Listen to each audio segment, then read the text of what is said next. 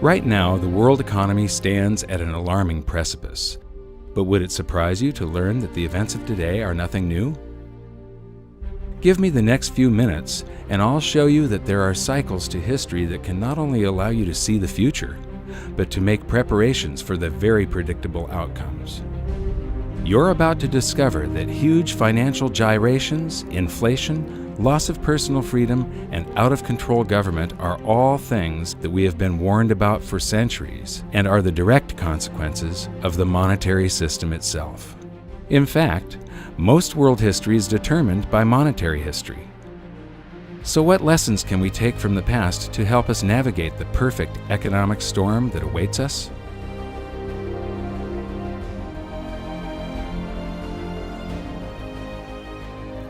Debasing a nation's currency supply to pay for public works and war is a pattern that just repeats and repeats throughout history, and it's a pattern that always ends badly.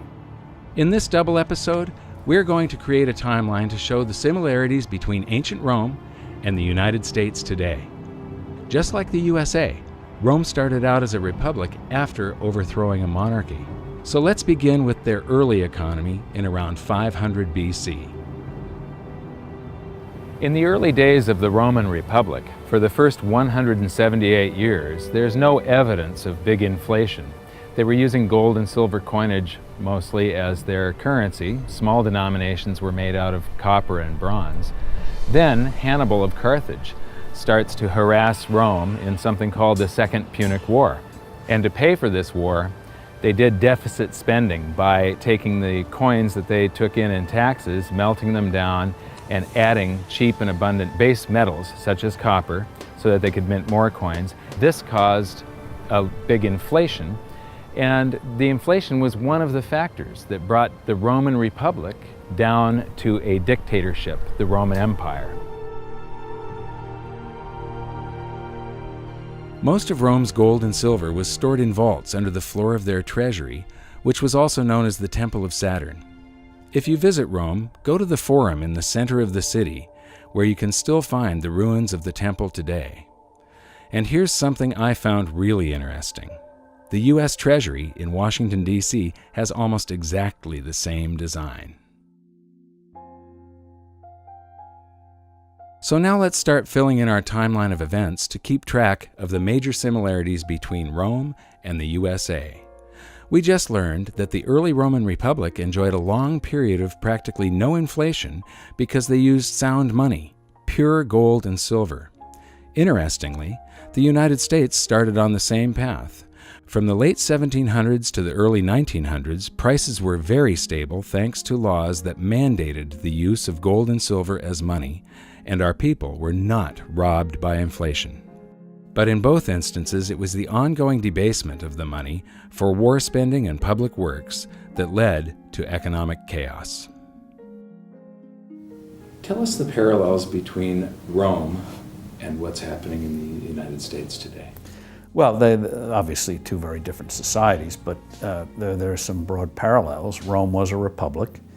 They made sure they had two people each year who were the rulers, the consuls. They always changed because the Romans were worried. They'd had a monarchy before, very unpopular. They overthrew it, so they didn't want anyone getting too many powers. What did in Rome? No surprise, excessive taxation and debasing the money. When you look at the coinage, it started out being an exact measure of copper for the sestertii and silver for the denarii, and by the time it was all over, worth absolutely nothing with perhaps a wash of silver to make it look like the original thing, which is exactly what we're doing now. So these patterns repeat themselves. They always repeat themselves. The Romans were the first culture to understand that a currency maintains its value because of its rarity. Julius Paulus once said, "This device, being officially promulgated, circulates and maintains its purchasing power not so much from its substance as from its quantity." Even still, the Romans never stopped churning out more currency, just like the USA today and the ancient Greeks before them. But in their race to debase, the Romans came up with some new twists of their own. The first of these twists was coin clipping. Whenever a Roman would enter a government building, they'd simply clip the edge off of their gold or silver coin. They would save up all of those clippings, melt them down, and mint more coins, expanding the currency supply. And when that wasn't enough, they developed the art of revaluation, where you just take a coin and you stamp a new value on it. You got 100! That simple. The move away from precious metals to something less than precious metals, and the Roman Empire famously clipped their coins. This was a debasement of the currency. There wasn't a paper currency, but it was a debasement of the currency. In the US, there's a very interesting phenomenon going on where they're not clipping coins, but when you go to the supermarket, you find that the portions of the items at the supermarket on sale are shrinking. You know, the servings on various other consumer products are getting smaller and smaller, but this price is the same. So it's very similar to that old Roman coin clipping trick from 2,000 years ago. It's another form of currency debasement, but it's hidden through cardboard and marketing and fancy presentation, but the people are nevertheless having their currency debased. So why should you care about this? The quality of a society is directly proportional to the quality of its money. Stable money leads to stable prices, which leads to a stable society, whereas debasement of the currency leads to the demise of empires. The major reason for Rome's ongoing currency debasement was to pay for their ever-expanding empire and never-ending wars. The precious metals content of their coinage fell further and further until it had next to no connection with the pure gold and silver that had initially provided them with a stable economy. Cut to today, and we see the same pattern. Up until the outbreak of World War I, the United States had very high levels of precious metals in its coinage, and treasury notes were backed by gold at a 1-to-1 ratio. From there, the USA debased its currency more and more to pay for World War II, the Korean War, and then the Vietnam War, until finally, the link between gold and the US dollar was severed completely. For those new to the series, let's revisit the pivotal event that has managed to sneak under the radar of modern historians as nothing more than a side note, even though it will have repercussions for generations to come. It was an unprecedented act of global debasement by a modern wannabe emperor that would make any Roman ruler hang his head in shame. Most people think that President Nixon's criminal activities were limited to wiretapping and spying on the competition. But his greatest crime came on August 15, 1971, when he severed the last ties between the dollar and gold, when he ended the Bretton Woods system. I have directed Secretary Connally to suspend temporarily the convertibility of the dollar into gold or other reserve assets, except in amounts and conditions determined to be in the interest of monetary stability and in the best interest of the United States. The Bretton Woods system tied all of the world's currencies to gold through the US dollar. But instead of running out and hanging the guy when he took the world off of gold, the world just yawned and accepted that we were now on a fiat currency system, that we were now on this infinitely expanding system, that we no longer had money, we had currency. Money should be a fixed measure of value. It's like 5,280 feet in a mile, or 12 inches in a foot. I gave you the example. Imagine trying to build a house, say 2,500 square feet. If the foot changed each day, it was 12 inches one day, 10 the next, 20 the next. Very hard to do if that's changing. Well, or the clock. I like, yeah, this. The 60 minutes an hour. Imagine if they floated the clock. So you had 60 minutes an hour one day, 30 the next, 90 the next. You'd soon have to have hedges, derivatives, futures to figure out how many hours you're working. You're baking a cake. I love this example. And it says bake the batter for 45 minutes. Then you have to figure out, is that inflation adjusted minutes? Is it a California minute, a Nevada minute?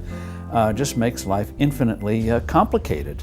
So when you have a fixed measure, when you go to the market, you assume if you're getting 16 ounces of liquid, it's 16, not 13, not 18. Just makes commerce, which is the source of wealth, people doing things with each other, infinitely easier. It is very odd that we've established a situation where what people do is scramble to borrow liabilities. Certainly, I guess, the most attractive liability in the world, or put a different way, the most attractive free trading lie on the planet is the US dollar. We joke in investment conferences it's the worst currency in the world, except all the others. If you're going to trade in a lie, it better be a liquid lie. What the United States dollar has going for it is the most liquid lie in the world. I mean, if you think about the advantage that we have now, yes, it's a horrible thing to do morally, but what we do is amazing. It's amazing that we can get away with this. We print a lie, a dream, on a piece of paper, and we ship it to Brazil, and they send us coffee. And we ship the same lie to Germany, and they send us a Mercedes. And we ship the same lie to Japan, and they ship us a stereo. It's actually a pretty cool deal. I mean, I feel bad about it in a sense, but it's grandly amusing in a sort of a cosmic sense. You just need to understand that somehow, sometime, some way, there's going to be a reckoning. The dollar's involved worldwide as a major currency, so it's 1/2 of everything we do. And it has no definition. I used to get a charge out of asking Bernanke and Greenspan, define a dollar, and they can't define a dollar. In the old days it was a weight of silver, a weight of gold, and that's what it was supposed to be according to the Constitution. Well, Dr. McCracken, not being an economist, can you explain to me briefly how in the world do you determine what a value of a dollar is in relation to a French franc, for instance, if you can't convert that dollar into gold? What standard do you have? What is it worth at all? You determine that's going to be determined in the marketplace, just as really largely it has already. So well, what is this going to do then to, for instance, the speculator in gold? How is this going to affect him? Is the price going to drop or rise? The official price of gold, of course, has not been changed. That was not a part of this program at all, nor is that contemplated. Well, maybe they should have contemplated what was likely to happen, because for anyone who had studied history, the outcome was perfectly clear. Rather than help the economy, Nixon's actions made things a lot worse, and the public started feeling the effects of inflation much more acutely. It was hard for savers to keep their heads above water unless they had saved in the ultimate stores of value, gold and silver. Just as it had always done throughout history, gold once again accounted for the expanding fiat currency supply by rising in price to cover that supply. Gold had done this as recently as 1934, when the USA's debasement really started heating up and gold was revalued from $20.67 an ounce to $35 an ounce. Now the process began again as the public bid the price up from $35 an ounce in 1971, climbing all the way to $850 an ounce in 1980, easily accounting for the massive quantities of currency the USA had conjured out of thin air now that Nixon had removed all restrictions. Gold had once again held an out-of-control currency to answer. Getting back to the Julius Paulus quote about the value of a currency being decided by the quantity rather than the content, one of the biggest economic hurdles that mankind repeatedly trips on is that we have never been able to control the quantity of currency. And this is one of the reasons why gold has always been the ultimate money. It can't be printed and it keeps us in check. Today, I think cryptocurrencies are a very exciting development and have tremendous possibilities. The bottom line is that governments have a long history of trying to cheat gold, either through debasement or manipulation of the markets. But here's the thing. In the end, gold always wins. And that brings us back to the Romans, who went through many cycles of currency debasement for war spending, then inflation being felt by the public, then revaluation of the currency, then more debasement for deficit spending on war, resulting in even more inflation being felt by the public. The cycle repeated again and again. Those who were able to hold gold outside the official system maintained their purchasing power. Those who did not suffered greatly. In 270 AD, Emperor Aurelian took power and had the now worthless official coinage recalled and minted again to contain a small amount of silver, just 5%. This act brought a new vitality to Rome, but unfortunately it was short-lived as government after government gave in to the temptation of spending beyond their means. Eventually, wars were funded by levying huge taxes on businesses and the rich. This only had the effect of closing down many essential businesses. The more meddling the government did with the economy, the worse things became. The government started confiscating private property by force to fill their empty state coffers. Rome was sliding into ruin. And that brings us to Emperor Diocletian. His actions are the first recorded example of the following hidden secret of money. Wage and price controls do not work. He came to power as inflation was surging, but his decisive actions only added fuel to the fire. So because the economy was getting worse and worse, Diocletian created a whole bunch of great government solutions. He created a bunch of works projects. He hired a bunch of the homeless and people that were unemployed, made them soldiers and government employees, and this caused deficit spending to just go out of control, and inflation raged into what is known as the first documented hyperinflation. So to get inflation under control, in 301 AD, Diocletian issued his infamous Edict of Prices. This was a massive volume of a list of all of the wages and the prices people could charge for goods and services. And it was all enforced under the penalty of death. So what happened was instead of risking your life to sell something at a profit so that you could stay in business, people just closed up shop. Instead of doing a job that was listed in the book that was below a living wage, people quit their chosen career and tried to pursue a job that wasn't listed in the book. The result of this was that Diocletian came out with a law that said every son had to go into his father's business under the penalty of death. When governments start meddling with an economy, the result is always the same. Prices become distorted. This is a huge danger because prices act as a signal for an economy. They indicate to producers and buyers where true value lies. The outcome is always economic turmoil, shortages, and black markets.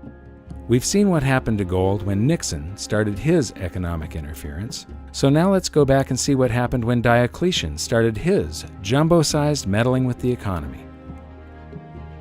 We know when Diocletian created the Edict of Prices that the price of gold was 50,000 denarii per pound. And then we also know from transaction receipts around 50 years later, the price of gold had risen to 1,200,000,000 denarii per pound. That's a 42,400% hyperinflation over a 50-year period. That would be similar to if gold was $35 an ounce 50 years ago. Today, 1 ounce of gold would be about $1.5 million. Another analogy that I can make is if an average family car was about $2,000 50 years ago, today it would be selling for $85 million. Just imagine $85 million on the windshield of a car at a car lot. That's the type of inflation these poor people suffered through. Well, wage and price controls upends an economy, gives more power to the government. What are price controls? Prices are supposed to convey information. That's what markets are about, knowledge and information. So a price will tell you something is dear. Oh, get out and produce more. The price is low, maybe you're producing too many of it. So it's a way of conveyance of information, so you devote your efforts to something that people want, not what a bureaucrat dictates. So when governments trash the money and your prices, nominal prices are going up, the government response is, oh, they're greedy speculators or merchants or whatever, and so you say you can't charge as much. Well, what that means is you get a black market and you hurt the production of the thing. The idea that government can substitute for people interacting among themselves is preposterous. This pattern of failed price controls is something we see throughout history and across the globe. Skip forward over 1,500 years, and governments still hadn't learned their lesson. During the chaos of the French Revolution, the government issued a set of wage and price controls known as the Law of Maximum, also imposed under the penalty of death. It's worth noting that when wage and price controls are implemented, government always tries to deflect attention away from the problems that it has created itself by shifting the focus to businesses who are labeled as greedy hoarders or price gougers. In reality, Most are just average people trying to keep their business afloat, doing their best to deal with the unstable supply and demand curve created by government meddling. And France was no exception to this blame game. During the law of maximum, many innocent people were executed, food shortages developed, and black markets ruled until finally, 15 months later, the act was repealed because it didn't work. And all the stored-up energy of government manipulation was unleashed at once, leading to a further period of chaos and inflation for France. I agree with Steve Forbes. The idea of wage and price controls is absolutely preposterous. Now we'll skip forward another 200 years and government was at it again. Many people don't realize that Nixon's speech from 1971 also included the announcement of a 90-day wage and price freeze. The United States was suffering from big inflation thanks to deficit spending for the Vietnam War. Silver had been taken out of circulation in 1965, reducing our coinage to worthless flecks of base metal, and the paper currency supply had been expanded greatly. Did that sound familiar? Just like Diocletian, Nixon's team of economic boffins thought they could curb inflation by fixing wages and prices. The time has come for decisive action, action that will break the vicious circle of spiraling prices and costs. I am today ordering a freeze on all prices and wages throughout the United States for a period of 90 days. Working together, we will break the back of inflation. You'd think that these people would learn from history, but they don't. To get an idea of how out of touch the men with their hands on the economic levers were, listen to what Nixon's advisor had to say about the duration of the controls.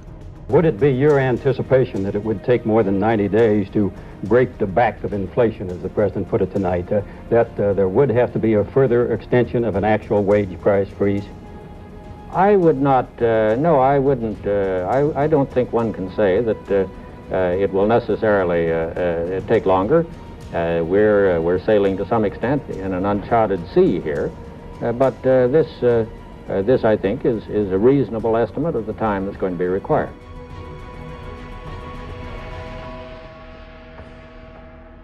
Dan Rather. President Nixon is expected to speak for about 15 minutes on his new economic policies. The President's address tonight comes against a background of the following facts, among others: record high gold prices and rapidly increasing cost of living figures for most Americans. The wholesale price index rose by 2.1% during the month of May. The index of industrial commodities in the last 3 months has risen at an annual rate of 15.9%, the worst since the Korean War 20 years ago. All of that part of the general background of the President's remarks tonight. Every American family is confronted with a real and pressing problem of higher prices. And I have decided that the time has come to take strong and effective action to deal with that problem. Effective immediately, therefore, I am ordering a freeze on prices. This freeze will hold prices at levels no higher than those charged during the first 8 days of June. It will cover all prices paid by consumers. What was Albert Einstein saying? What kind of an idiot would do the same thing over and over and expect different results each time? And it's the same pattern that's happened repeatedly, cycle after cycle after cycle after cycle for thousands of years. A country borrows itself into bankruptcy. It creates more money to try to pay its debt. Prices go up. People rebel. The whole system falls apart. And I'm scared about it. Countries collapse over this. They go to war about this kind of thing. Rebellion in the street, overthrows of government, the whole 9 yards. There is nothing to be gained from inflation and everything to lose, and we're going to lose everything. Around the world, people don't seem to realize that government intervention always makes things worse. It's the government manipulating things. Whenever you manipulate something and try and control it over here, and not allow the free markets to balance everything all by themselves, something comes squirting out way over here that you just don't expect. For instance, the dot-com bubble popped in 2000. Alan Greenspan lowered interest rates to try and get the stock markets back up again, and he accidentally created a real estate bubble that's now devastating the world. Back during World War I, They inflated the currency supply tremendously. The Federal Reserve was born just at the beginning of World War I. We added to the currency supply by adding bonds to back our currency along with gold. Then there was this big, it's called the Depression of 1921.